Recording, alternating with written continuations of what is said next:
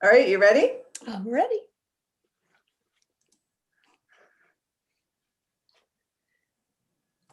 Good evening and welcome to our Waltham Public Library program, Life After Coma, with author Caroline Leavitt. My name is Deborah Hoffman and I organize programs and events for the library. Thanks so much for tuning in. Before we start, I want to let you know how the evening will go. Our speaker will talk for about 30 to 35 minutes and then she'll field questions. To ask questions via the chat function, use a Google account to sign into YouTube. Feel free to write your questions at any time and then I'll read them at the end of the presentation. Caroline Leavitt is a New York Times best-selling author who also grew up in Waltham. Her latest book is With or Without You. Over to you, Caroline, and thank you. Thank you so much, Deborah, and thank everybody who showed up tonight. I know our original meeting was Zoomed on. Well, first, I want to thank Waltham Public Library because that particular library actually saved my life.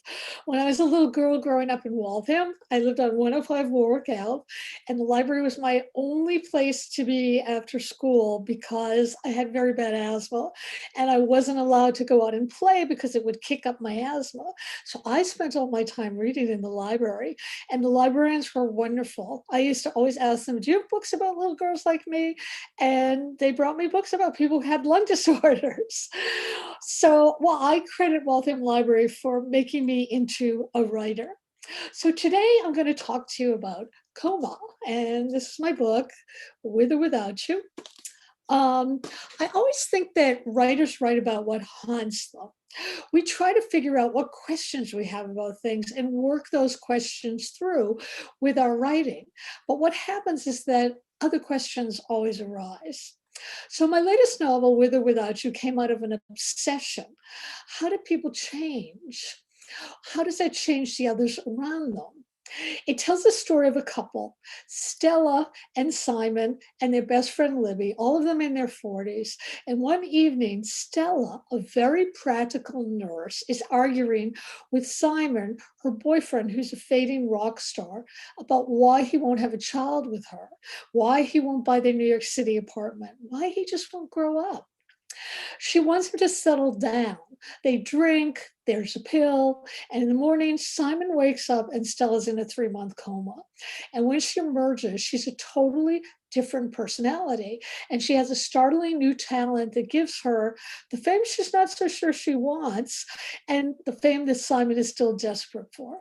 I wanted to explore the changing relationship of 3 people and about coma.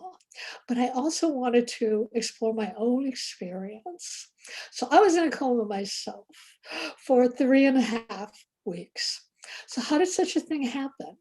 Well, it started at an incredibly gorgeous time. I'd just given birth to my first and only son, Max. It'd been the easiest pregnancy ever. I've been one of those women who didn't gain a pound except for my baby. And I was like a powerless ship. I just glowed. Labor was easy. I had a C-section, no problem. But on the 3rd day, the day that I was supposed to go home, I was allowed to take a shower. And that's when I noticed it in the mirror. I looked like I was 12 months pregnant again. My stomach was really huge and it was sort of rock solid. So I told my obstetrician, who said, oh, it's probably just a blood clot from the C-section. We'll clean it up. No big deal. So that was the last thing I remember. What I'm going to tell you next are actually all things I didn't know until weeks after I came out of the coma. After that moment, when I say goodbye to my husband, my baby, and my mom, the doctors wheeled me down to the OR and opened me up. A nurse told me later that it was like a scene out of The Shining, you know, the scene with the elevator where all the blood is pouring out and pouring out and pouring out. It flooded the floors, it flooded the operating room. The doctors had no idea what was going on. Panicked, they sewed me up and sent me to my room. My body began to swell up again, my stomach to get hard, my vital signs were failing, and all the doctors knew was that I was dying. To ease the stress on my body and to spare me from the incredible pain that I was in, the doctors decided to put me in a medically induced coma. Now, I didn't know they were going to do this. I was just sort of out of it at the time.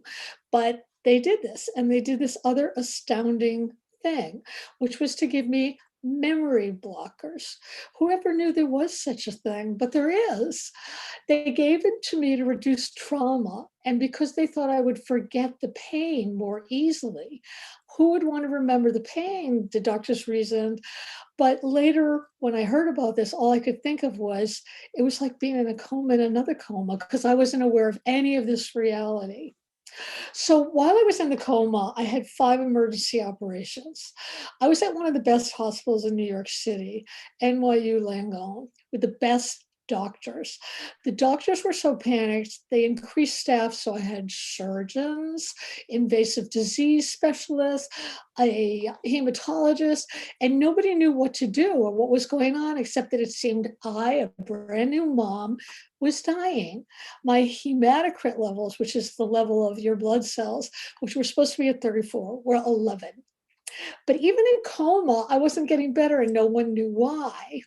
Sometimes they thought it was lupus. Sometimes they thought it was a rare cancer. More and more of my friends and family were crowded around my bedside. And of course, I didn't know any of it. Then this 75-year-old German hematologist came in the room. She was no nonsense. And later people told me they were all afraid of her. She looked at my files and said, I think I know what this is. She had seen a case of this, 1 in a million in Germany years ago, but she had to do a very special and very expensive test to find out if that's what it was. Of course, the hospital didn't want to do the test because it was too expensive for them. But my husband, Jeff, said, do the freaking test, I'll pay for it. So they did the test. And sure enough, it showed that I had this very rare protein called a factor VIII inhibitor, which had stopped all of my blood from bleeding. In short, I was bleeding out. I was bleeding to death. But the hematologist said, well, we can treat it, but the treatment is just as dangerous as the virus. So while I was still in coma, they gave me over 100 transfusions of factor VIII. First human factor VIII, then porcine. I had my veins surgically glued shut in a 5-hour operation done by a robot. I had constant scans and experimental procedures, and everybody was waiting and watching and terrified. So, was I aware at all in my coma? Popular opinion says no, you're in a coma, you don't remember anything. Plus, I had those memory blockers. But the thing is, I do remember certain things. They do say that people can dream in a coma. And I don't know if I was dreaming in a coma, but I felt that I definitely was in an altered reality. It was always the same kind of dream or reality or whatever it was. I was in this imaginary yet very familiar town. And I walked the streets. I had friends. I had never seen in a waking life, but I felt like I had known them for 20 years. And it kept repeating. And I found out later that I'm actually not so different in that dream because scientific studies do show that, contrary to popular belief, people do dream in coma and sometimes they remember it. My family and friends were told that some people can hear sounds or smells when they're in coma. So that's why my family came in and they would make noise. My friend Nancy played music for me every day. My husband brought in perfume. Sometimes all it takes for a coma victim to wake up can be the wet nose of their dog. I was told that people were talking to me, that they were watching me, but of course I never remembered any of it. And then after 3.5 weeks, they woke me up. Okay, when you wake up from a coma, it's not like the movies. In fact, for me, they were actually 2 wakings. The first coma wake up was really, really slow and really terrifying. I woke up terrified, not knowing where I was or what had happened to me. I felt that I was in a totally different reality. I knew that I had had a baby. I knew that I had had a loving husband who I loved back. I knew that I had been a writer. And I also knew most clearly that all that was gone, that it had happened to me in another world. Now I was in this world where I was in a high-rise apartment. I swore I could hear applause. There was a busy corridor outside my room, but it was people in business suits. I knew then, and I was absolutely sure that this was a fact, that I was in a parallel universe and I had to escape. I didn't know how or where I would go, just that I had to, except I couldn't move. I remember feeling something stuck in my throat, which obviously was the ventilator. And I tried to pull it out, and someone in a suit came towards me and I blacked out again. So that was the first awakening, and I don't remember much of what happened after that. The second awakening, I don't even remember being woken up. I just remember that suddenly there I was, slammed in the hospital room, and I wasn't sure where I was because there were all these doctors around me asking me, just like in one of those movies, do you know what your name is? Do you know where you are? Do you know what happened to you? And I happened to look up on the wall, and my husband, Jeff, had taken a picture of our new baby, Max, blown it up and put it on the wall. And on it, it said, I miss you, mommy. Daddy misses you. Get well soon. And I remember looking at it thinking, they miss me. What exactly happened? Where had I gone? So there were all these doctors around me. And I slowly lifted up my sheets, and to my amazement, my whole torso was covered with stitches from all those 5 operations they had given me. My legs were in these sort of moving pressure socks because I wasn't allowed to move. I looked at the ring of doctors and I was absolutely horrified. And I said, what had happened to me? So the doctors cleared their throats. They told me a lot of the story that I told all of you earlier, that a German doctor had discovered it, that I was being treated with medication, that it would take a really, really long time. And then before they left, one doctor turned to me and said, you know, you're really lucky you're alive. We all thought you would die, and you've been in a coma. So coma. I sat up, I tried to sit up because I thought, this is so crazy. All this time was taken from me, 3.5 weeks.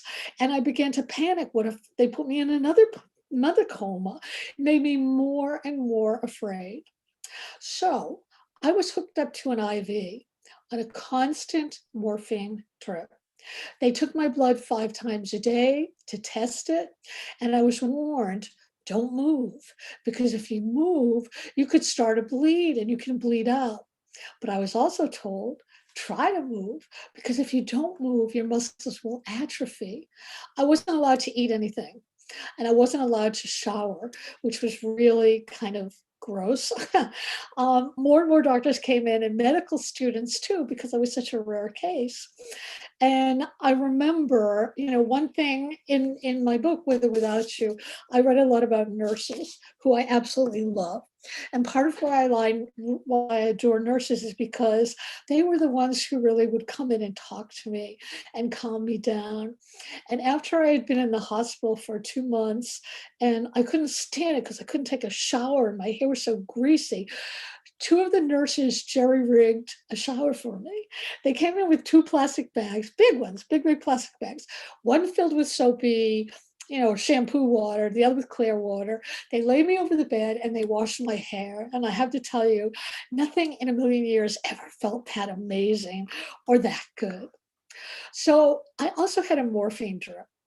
I was in a hallucination most of the time. And because I still had the memory blockers, a lot of the time I didn't remember seeing my husband. Every morning, the first thing I would ask was, where's Jeff? And every morning the doctors would tell me he was just here. And I would say, no, that's not true. And where's my baby? And they would say, well, you're not allowed to see him because you're so sick. And I started to panic and I started to think, well, the doctors must be lying. I began to wonder, was my baby still alive? Was my husband? Had the hospital done something to them? I accused them and they ignored me. And when they ignored me, I felt, well, that's more proof. Something must be going on here that I don't know about.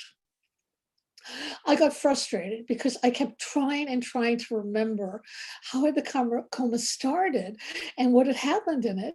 But the odd thing was when I asked Jeff, my husband, or my friends, they were so traumatized. They didn't want to tell me anything because it's not just the person in the coma who's so traumatized.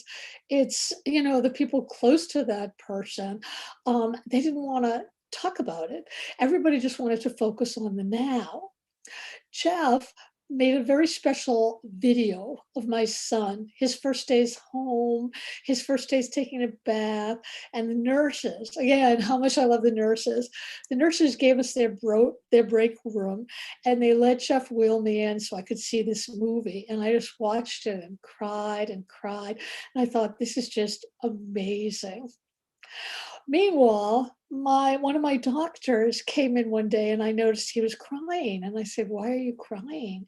And he said, well, what I do is bring life into the world and nobody expects this. But what was this? Hallucinating, I saw Madonna in my room one day. Another day, I thought that the hospital was putting on a musical, and I kept shouting to them, I can't sing, I'm sick. Sometimes I woke to find strangers huddled around my room, praying over me. And the only reason I knew that they were real was because they left prayer cards. Gradually, I got better. I wasn't dying anymore. I was allowed to eat, just lime jello, but never had anything tasted so delicious. I kept asking, when can I go home? When can I go home? And every time I was told, well, not yet, maybe another week, maybe some more months. In the third month, they finally allowed me to see my baby. And there it was, like another reality again. It was the first time I saw him in 3 months. And it was like a stranger was being put in my arms, and it was devastating to me. So finally, they let me out after 3.5 months, but I had to relearn to walk. And that was very hard because of all the toxic meds I was on. My skin turned gray. One day I was bent over Max trying to sing to him, and my hair just sort of slid off my head onto him. I started crying and Max started crying. I don't know who was more upset.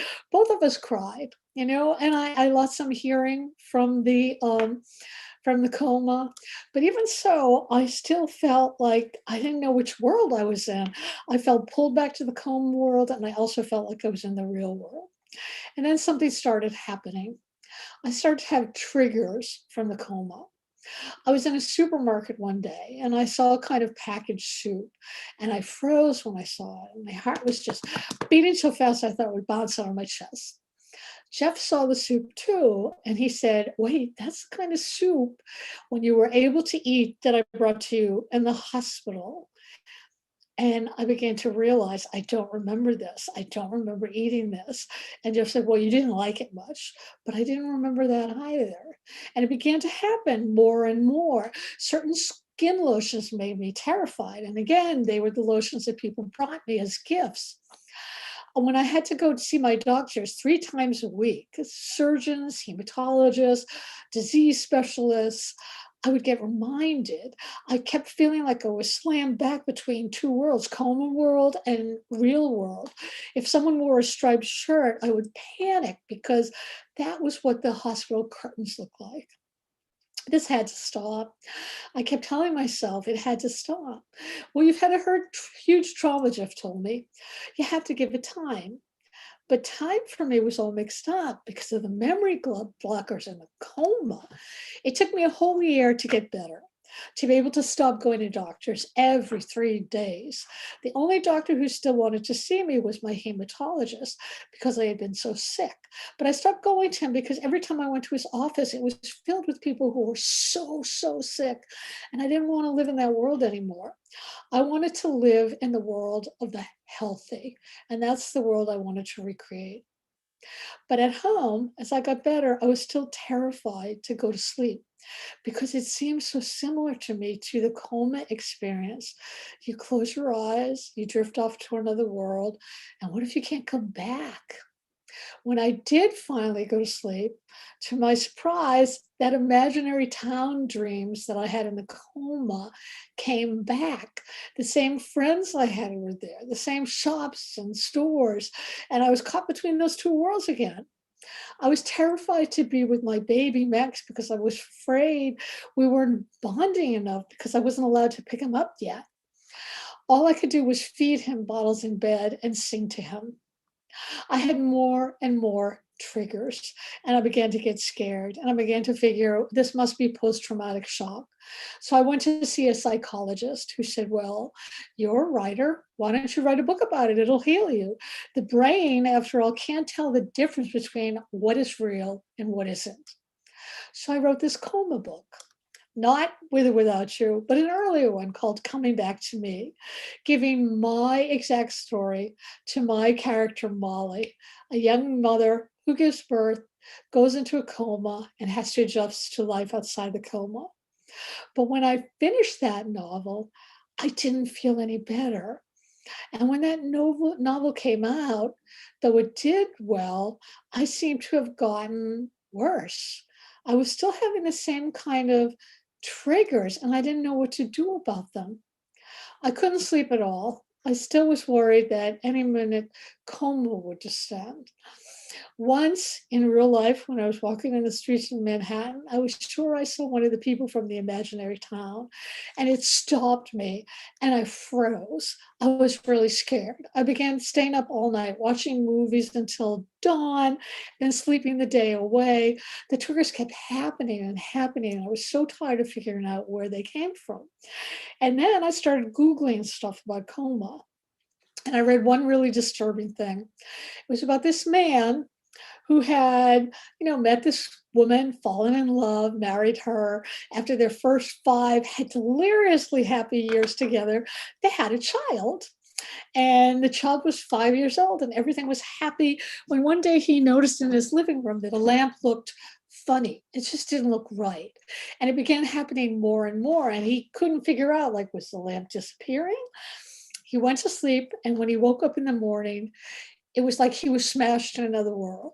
He was in a car accident. He was no longer married to that woman. He no longer had that son. He was in another world. And the doctors kept telling him, well, you've been in a coma. You just imagined all this other 10-year life while you were in a coma. But this guy, the latest Google thing I saw about him, he's still suffering great depression from that. And that's what I was afraid of, not knowing, is this life that I'm living now the real one, or is the coma life the real one? So I went to another therapist. This one was a different one. And I told her the whole story. And she said, well, you wrote the wrong novel. What you should do is write a coma book about a woman who's totally different than you are, whose experience is different from yours. So I began to think of a new book, the book that would become With or Without You. I created Stella, a woman who is practical, unlike me, a nurse, unlike me, who falls into a coma, like me. But unlike me, she remembers everything, even in her coma. And as I was writing it, she started to talk to me from her coma. And as soon as she did that, I started to feel better. And I thought, okay, this is something good. But I knew if I was going to write about someone different from me and my own experience, I had to do research. I didn't want to talk to doctors anymore. I had enough of them. So I went on Google, which helped. But most of all, I went to my friend, a neuro researcher in Cincinnati named Jim Clark. Jim told me that with coma, scientists don't really know what happens. What they do know is that our neurons fire and misfire, new wirings come up. People can emerge from coma with brain damage, with personalities that are short-tempered, with faculties lost, like they can't read anymore, they can't do anything anymore. People can emerge, change so much for the worse. But he told me, smiling, some people could actually wake up better. And as soon as he said that, I got really interested because I'm an optimist and I love better.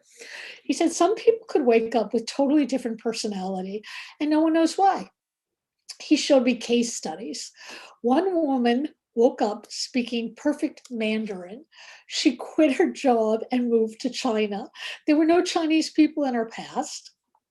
She had never been to China. She wasn't good with languages. Another man asked for a violin, and his family said, "But you don't play the violin. You've never played anything." But he kept insisting, insisting. And finally he said, "Fine, we'll bring you the violin." They brought him the violin, and he began playing like a virtuoso.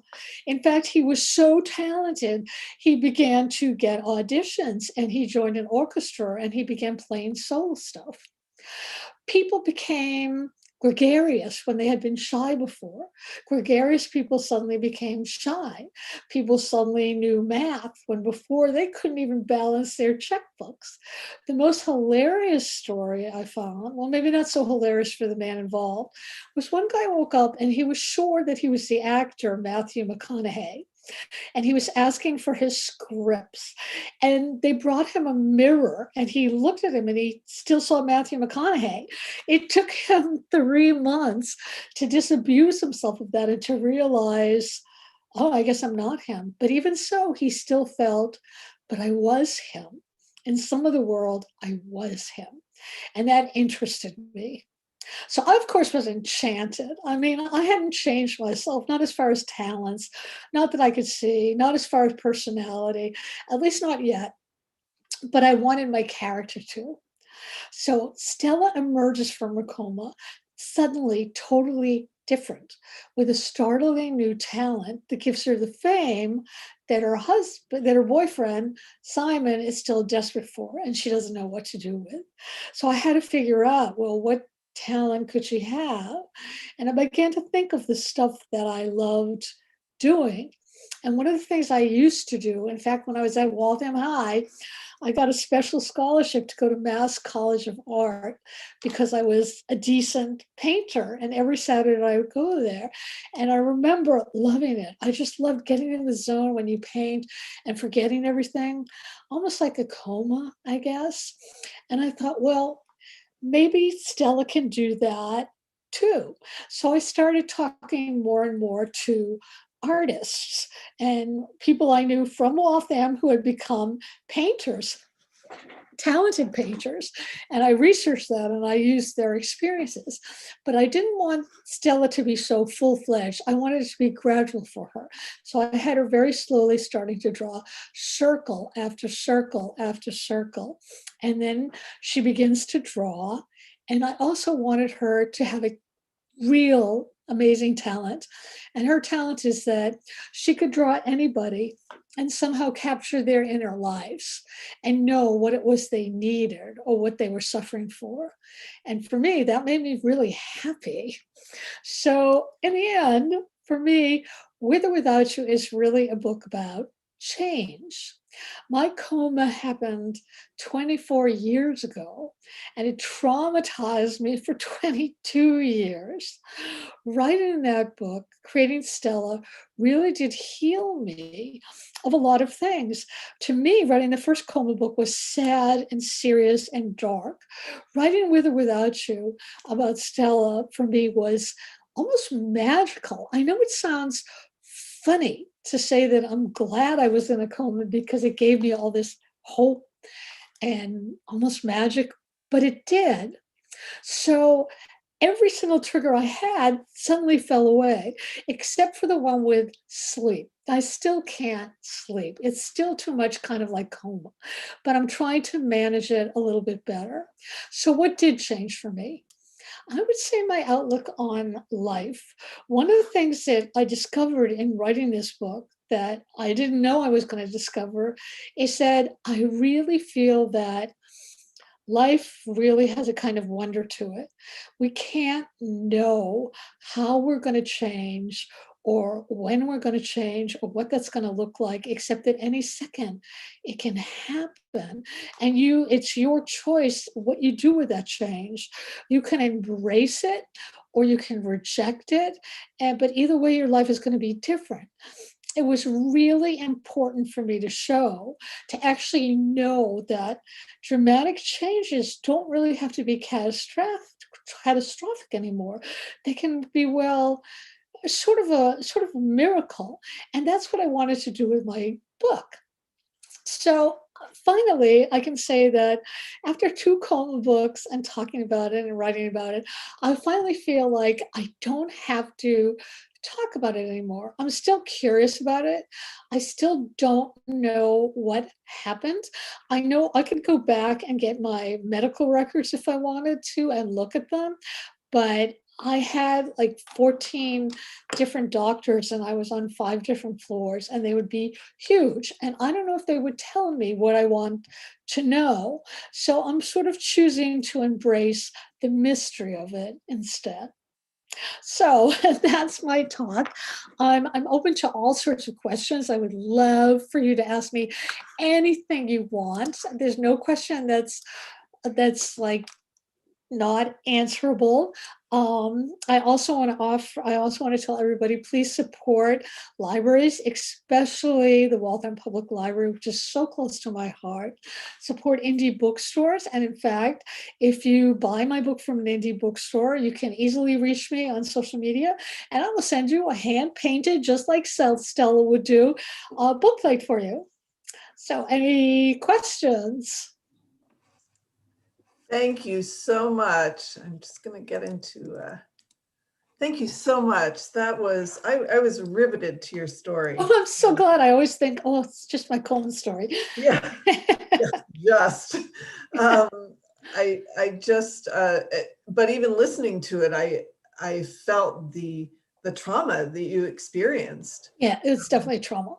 Yeah, and even once you were out of it, having to go to doctor's visits 3 times a week. That's dramatic. It was really hard. But I think it's, as I said, like sometimes trauma is a sort of gift and you learn different things. I mean, I can remember walking when I finally was able to walking with Jeff, and the baby was in the stroller, and Jeff, it was like the worst times. Jeff had just been fired from his job because they said he was spending too much time with me and the baby because I had to have somebody to take care of me. I did not have a job. I was not writing. My hair had fallen out. I was all bloated out and we didn't have any money. And I remember Jeff said, you know what? We're going to just treasure every moment. And he pointed to a store in Soho and he said, do you like that dress there? That looks like you. And I said, yeah, sure I do. He said, we're going in there and we're going to get it. We'll charge it. And it was such a hopeful moment. And it made me feel like, okay, everything is honestly going to be okay. And as I said, I know it's a weird thing to say that Coma was a gift, but for me, it sort of was, because it really opened me up to the possibility that it's what you do with your experience that transforms your life, how you deal with it. Right. And in your case, you wrote 2 books. Yes, I did. I do have, let's see, a couple of comments, no questions yet. This is fascinating and touching, Caroline, thank you. And someone else wrote, loved, is this tomorrow? Oh, thank you. That's nice. Thank you. Yeah, that was said in Waltham. That's right. I forgot about that. Yeah. That's right. Is this tomorrow was actually, Waltham is very hip and cool now with totally wonderful restaurants. But when I grew up, Warwick Ave was a very sort of tight little community, and we were the only Jewish family on the block. And I remember like little kids would run up to me and like be searching through my hair saying, well, where are your horns? Where are your horns? And I remember it was really hard for me to deal with that. And I had friends in high school at Waltham High who called me up and said, my parents won't allow me to be friends with you anymore because you're Jewish. And so I was really interested in that. And then I started thinking about the 50s where, there were lots of things against people, especially women. If you were divorced, that was a scandal. And if you if you were a single mother and you had boyfriends, that was terrible. And there actually was a woman on Warwick Ave who was a single mother, and all of us kids were told not to go play in her house because she had men over there. And she was this glamorous, beautiful woman, and she used to sunbathe. And I thought she was really exotic. And of course, I went over there all the time. But the neighborhood did not like her. And I wanted to write about that. So that was in my book, Is This Tomorrow? I wanted to put Waltham in it. Yeah, yeah. Okay, here's a question for you.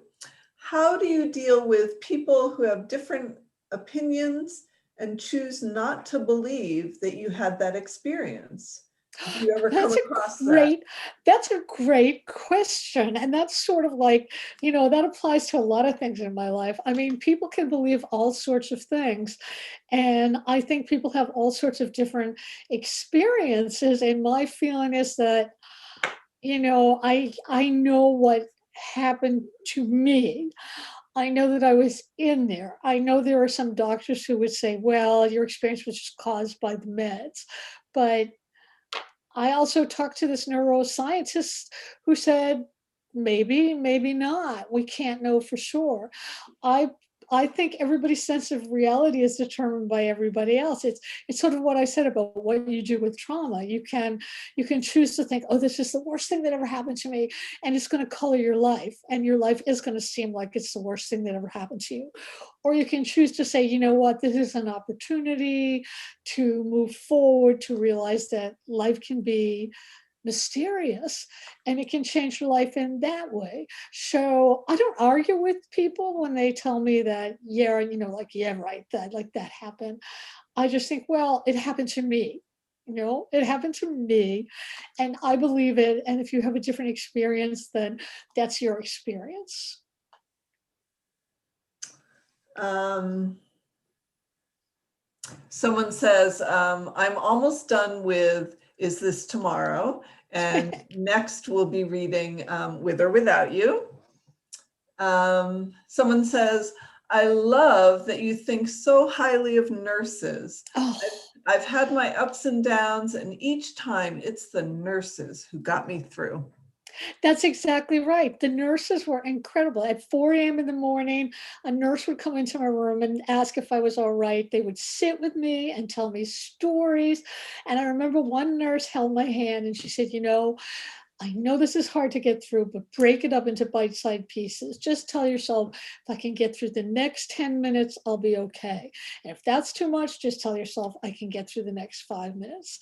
When I finally left the hospital, my husband and I bought Godiva chocolates for every single, nursing station, every single floor I had been on. And I wrote them all a letter just telling them like how much they had meant to me and how helpful they had been. They were just amazing, amazing, amazing. So anybody, if you ever go to a hospital, it's the nurses you want to befriend because they are the angels of the hospital. They really are. Here's a question. Is there such a thing as a coma support group where you can feel a connection, or do you find your own allies? Wow, that's a really good question. You know what? I did not look it up. I did not want, I don't know. It was so internal, such an internal struggle for me. I don't know if a coma support group would have helped me. For me, my support is always, well, I'm going to write about it. And so that's what I did. But there's support groups for everything. So I can't imagine there wouldn't be one for that. Yeah, it's a great question. I have a question. Okay.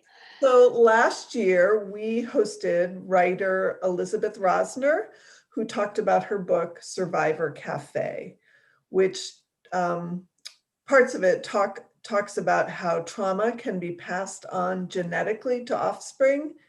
And I believe I read something where you learned something similar about mothers' memories and their children. And I was wondering if you could talk about that. Yep, it's science and DNA fascinates me, and I know a lot of scientists are doing research in what they're calling cellular memory.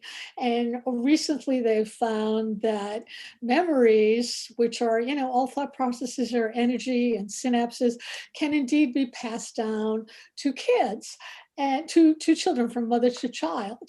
And actually, anybody who's had a child, your child's DNA is still floating around your body. That's what's so fascinating to me, just as mine is floating around in my son's body. Um, I thought that was a really interesting thing. And I think certainly that trauma can be passed down.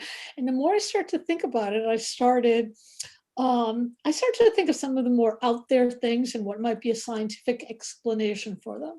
For example, if you go to a psychic and the psychic says, oh, in a past life, you were a miller's daughter, maybe that's your great great grandmother's memory that they're pulling out of the ether that's in your cells that they're able to pick out. Mm. I definitely believe that. I mean, why wouldn't it? I mean, your emotions impact how sick you get when you're sick, or if whether you can shrug it off or whether you need to play it up. And those kinds of behaviors do impact how certain kinds of illnesses, why people who are very angry always get ulcers, or why people who I don't know.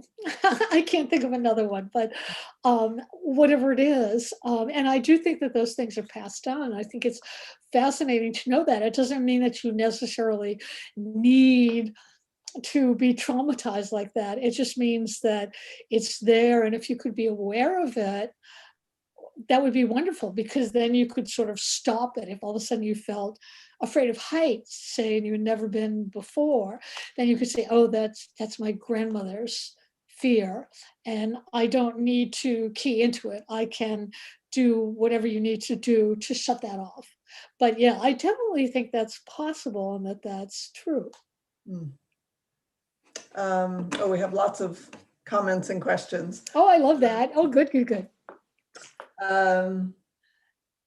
One person says, so insightful and fascinating. Thank you for being so open. Thank you for asking me. One person says, it's true, nurses rock. Love the They do. story of your friend singing to you. Were there friends who had trouble supporting you, and how did you handle that? Oh, that's a really good question. Yes, there were. In that period when Jeff lost his job and I didn't have work, when I could still walk around, I used to do fashion copywriting, and they would hire me to write catalogs. And I had a friend at Victoria's Secret, and I asked her, do you have any work for me, please? I'm so desperate. And she said, yeah, we can give you a book to write. And a book to write is like a catalog, and they give you a lot of money for it. And I said, oh, thank you, thank you. She said, why don't you come in and get it? And I said, well, I can't actually come in because I've been sick and I look a lot different now and it's hard for me. And she said, oh, don't worry about it. I don't care what you look like. And I thought, oh God, I have to go in there. And I had no hair and my skin was gray and I was really bloated out on steroids. So the only thing that fit me was a muumuu. And I had to put like a scarf around my hair, and I had to go into New York City, into Manhattan for this.